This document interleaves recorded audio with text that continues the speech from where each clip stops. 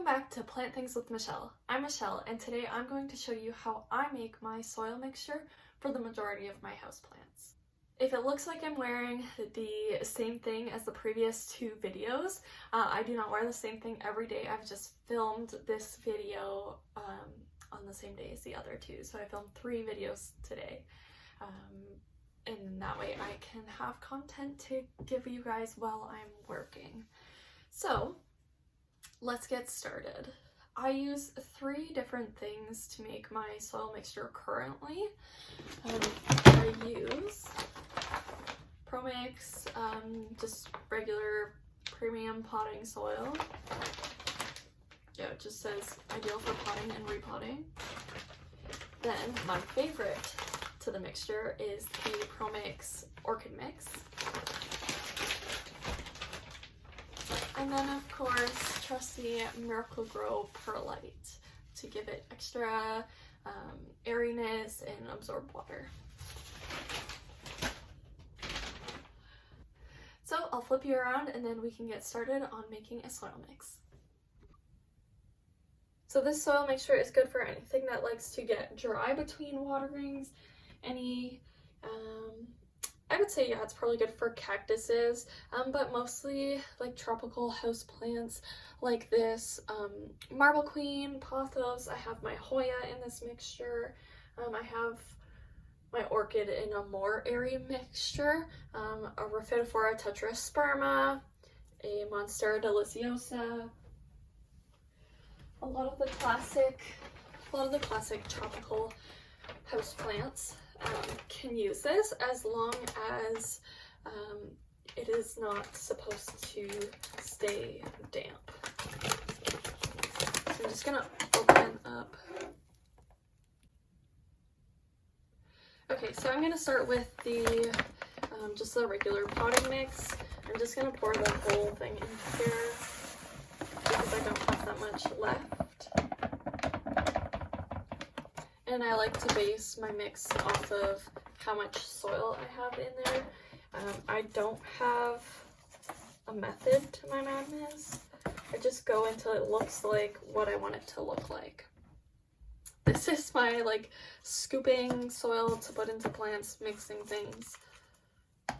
That's my, I don't want to get my hands dirty cup. Okay, so next, I'm just gonna open the orchid mix.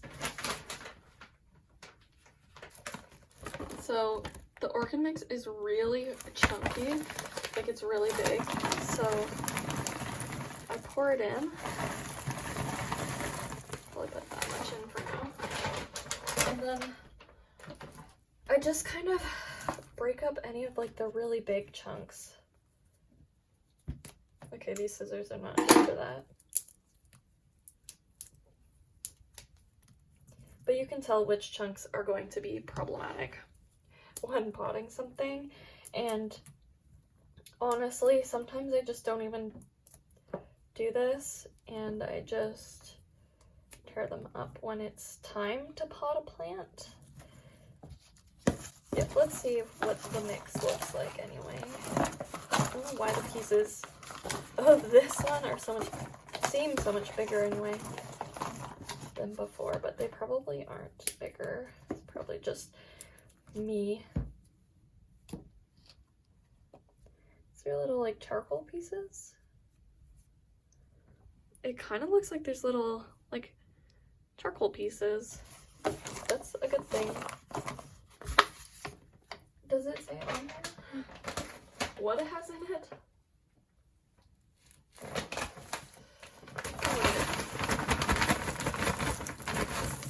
So there's the smaller pieces. I guess the bigger pieces are just like at the top.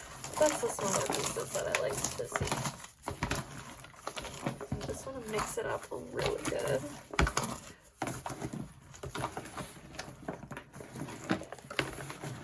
Because as you can see, the soil's all at the bottom.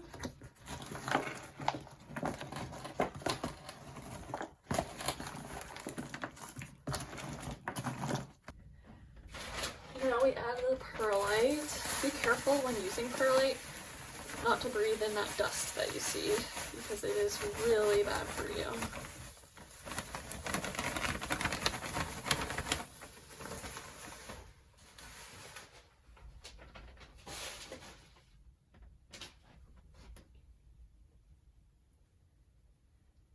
just kind of let the dust settle.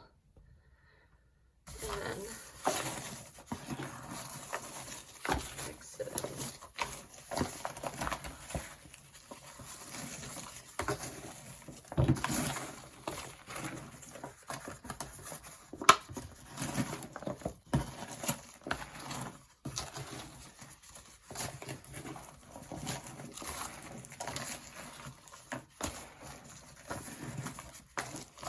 There is no one right or wrong way to do this stuff. I know in the plant community it seems like there kind of is like a norm for what to do or not.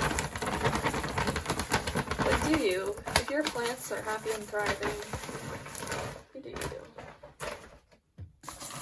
So as you see, there's literally no method at all. I just add parts in until I think that it looks like what I want it to look like, based off of what's worked for me. So what soil mixes have been really draining. This soil mix, I'm warning you, do not overwater your plants, because it is super draining and the water just literally flies out the bottom of your pots. So if you're using a mix like this, just slowly add water in increments, otherwise you're gonna have a mess. How I base it off of is I just take one big scoop of everything, shake it. What does it look like? So I like to see a couple pieces of bark. I like to see lots of perlite. I like to see not a whole lot of soil, but obviously, like, there's still quite a decent amount of soil for the plant. So that is how I do my mixture. I'm trying to decide on if I should just... Oh, that was all the soil. Okay, so yeah, this is my mixture. I will obviously have to get more potting soil for when I mix it up again, but this should last me quite a while. I don't repot my plants very often. This one needs repotting. It's still in the soil it came from. Probably 6 months ago I got this plant. It's not in a great soil mix either, so I should probably repot it, but I don't repot my plants very often. But there are a few plants that could use repotting, like this Rhaphidophora tetrasperma. This is how it came at the greenhouse, which is a nice, it's good. It's just like too, I don't know, soily for me. Like, it holds too much moisture. I worry when watering my plants. Like, this mixture that I have going right here is what's in my Hoya, and it's doing awesome. I'm just checking if it needs water. Just watered it the other day. But the downside to using this mixture is that you'll need to do more frequent waterings. I just use small, frequent waterings, so timelines of when you should water things aren't really going to be of use to you if you use a nice mixture like this. But if you're at this point in your plant journey where you're like mixing up different soils and experimenting with these different things, you'll know that the guidelines aren't like one guideline fits all of that exact same plant. You'll know that, you know, each plant is completely different when it's in your house or when it's in somebody else's house, and you just kind of let it tell you when it needs water. Wait till the leaves kind of droop. Wait till the wrinkles start to happen. Then you water it.